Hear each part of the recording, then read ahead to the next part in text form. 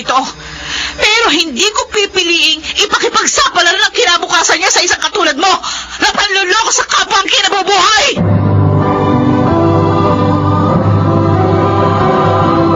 Handog ng DZRH ang tulad sa kanyang panahon. Gaano nga ba kahalaga ang pagkilala sa sariling katatagan at pagbibigay halaga sa dignidad?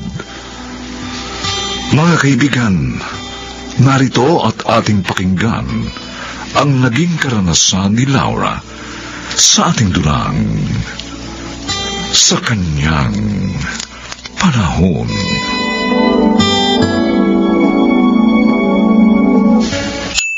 Laura, customer number mo na nakadisplay sa screen ng bank teller mo, ano? Oo nga pala, sandali. Pupunta na ako doon. O yung mga ID na kakailanganin mo. Na-check mo na ba lahat? Oo, nandito na lahat. Kompleto na. Lalabas muna ako ng bangko sandali. Tatawagan ko si Inay habang wini-withdraw ni Laura ang pera.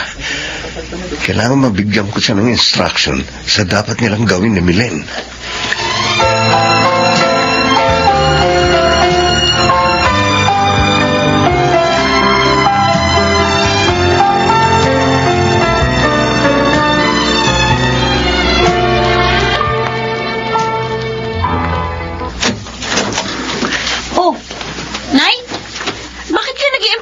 Damit nyo.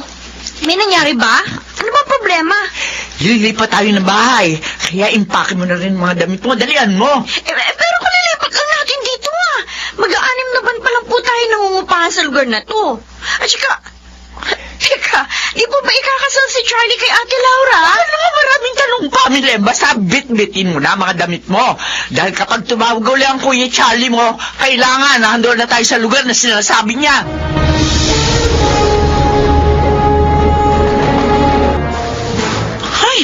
Nagutom tuloy ako dahil sa haba ng pila sa bangko. Pero bago tayo humanap ng restaurant na makakainan natin, magsisian muna ako. Punong-puno na kasi yung pantog ko. Jingle na ako. Sige. Ihintayin na lang kita rito. Teka, buti pa, akin na yung bag mo. Ako na magdadala. Baka maiwan mo pa kung saan niya sa loob ng CR. Pati 500,000 kawi-withdraw mo lang, batangay pa na kung sino. Oo nga, mabuti pa nga siguro. May malilimutin nga ako eh. Basta, hintayin kita rito sa harap ng stall na to, ng ice cream. Kita mo naman agad ako rito paglabas mo ng CR eh. Sige na, mag-CR ka na. Gutom na rin ako eh. Para makakain na tayo.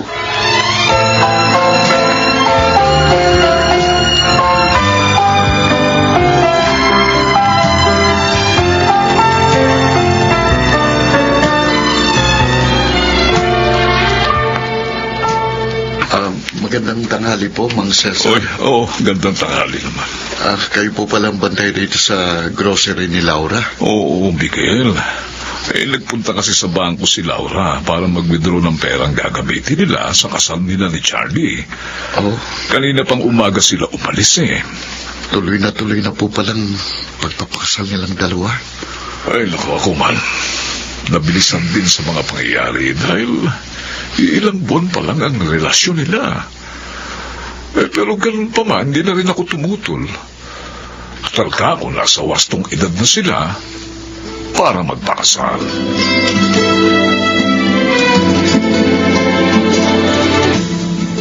Miss, meron ka bang napansing lalaki na medyo kalbo na nakatayo dito kanina na may dalang pulang bag? Ay, opo. Nagmamadali pong dumiretso sa exit nitong mall. Tapos, pagkalabas niya, nakita ko siya sumakay agad ng taxi. Ay, Diyos ko! Ang pera ko! Ayokong isipin tinangay ni Charlie ang pera!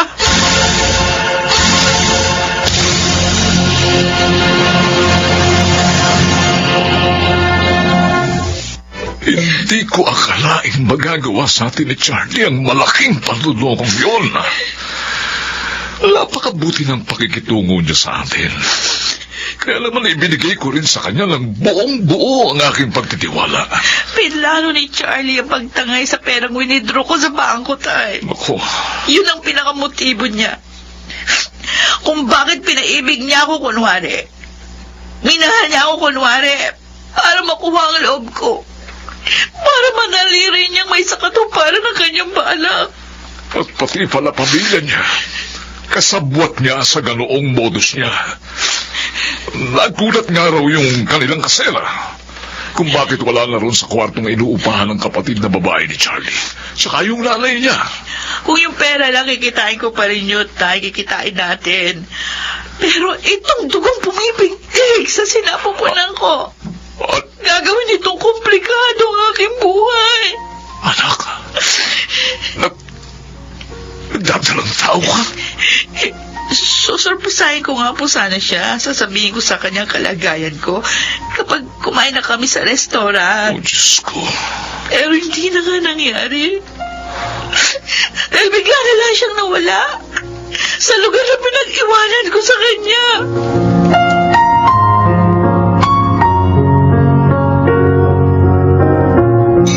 Ano ka, Milen?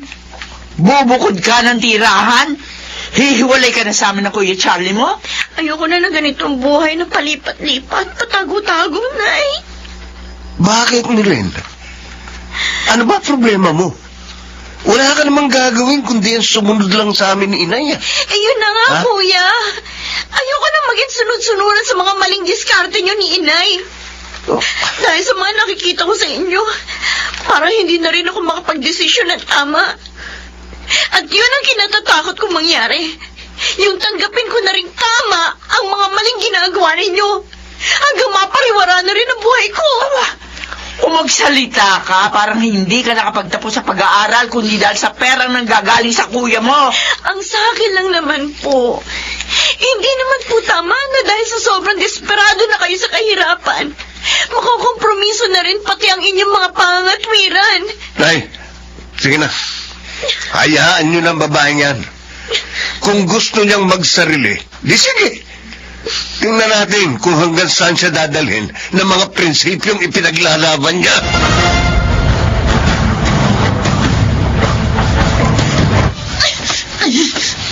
Laura? Laura, anong ginagawa mo? Bakit mo sinasaktan ng sarili mo? Gusto kong mamatay ang sanggol na nasa sinapupunan ko, Miguel. Ano? Dahil kung patay na siya, makakapagsimula uli ako ng buhay na normal. Yung ako lang, buhay ko lang. Laura, may karapatan din ang magiging anak mo na maisilang at maranasan ng mabuhay. Wala siyang kinalaman sa mga nangyari. Kung kaya hindi siyang dapat managot sa kasalanan ginawa ni Charlie. At ako, wala ba akong karapatang mamili na wala magkaroon ng kapanatagan nang wala siya sa buhay ko? Kaya pabayaan mo na akong patayin ng sanggol at puro sa tiyan Laura! ko! Hayaan mo na ako! Laura, ano ba?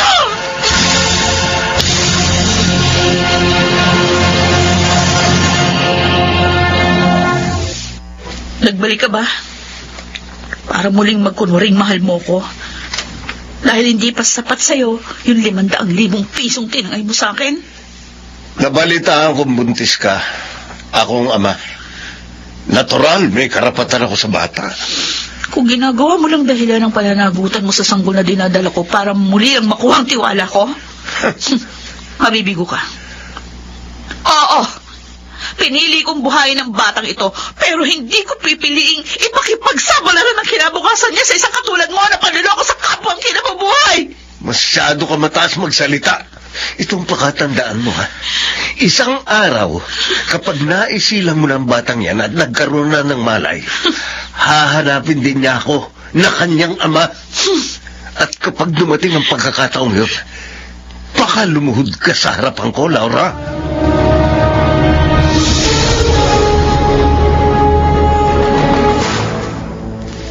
Milan! Aba, Milan! Boses yun ng inaya. Bakit parang apura-apura siya, pati sa pagkatok niya?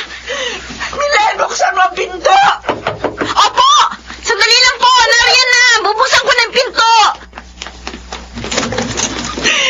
Milan na kuya mo! Nahuli sa isang entrapment ng mga pulis samantalang nagbebenta ng meging titulo ng lupa. Ho!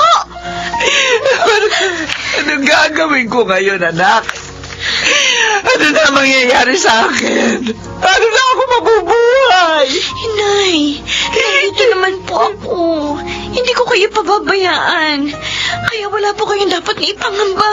Pero ang kuya mo, ano na lang ang magiging kalagayan niya kapag nakulong siya? Masakit man pong tanggapin. Pero siguro, doon na po talaga humantong ang mga sitwasyon para maituwid ni Kuya ang kanyang mga pagkakamali.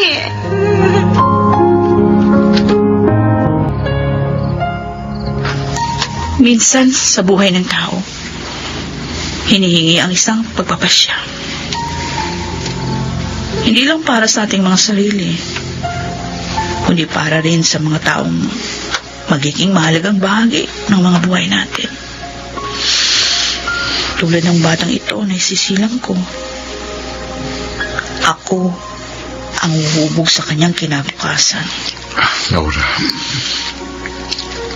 At alam mo ba, Miguel, kung ano ang tanging hiling ko sa Diyos?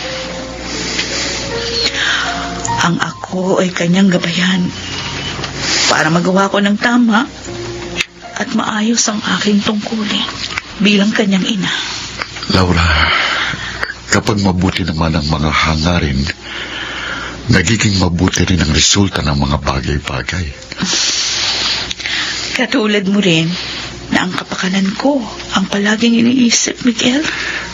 Kasi mga bata pa tayo, mahalaga ka na sa akin.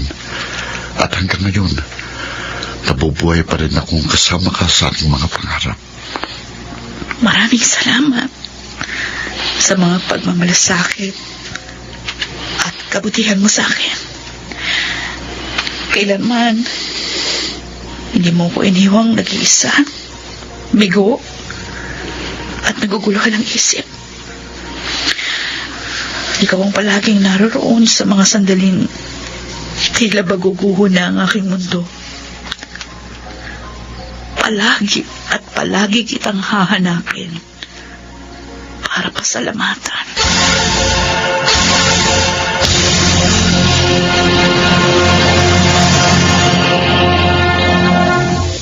sino ba ang hindi nakadaranas ng mga kabiguan? Maaari itong mangyari kanino man, ngunit may magaganda at kasiyasiya pa ring mga bagay na darating sa kanyang panahon.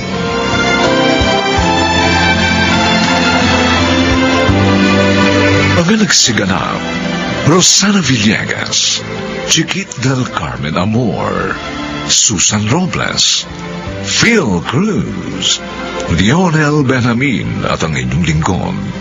Special Sound Effects, Jerry Mutia. Technical Supervision, Eric Lucero at Bong Muyar. Musical Scoring, Buboy Salonga. Ang kasaysayang ito'y mula sa panulat ni Sel Barlam at sa pinagsamang direksyon ng inyong lingkod June Martin Legaspi at Bobby Cruz sa kanyang panahon.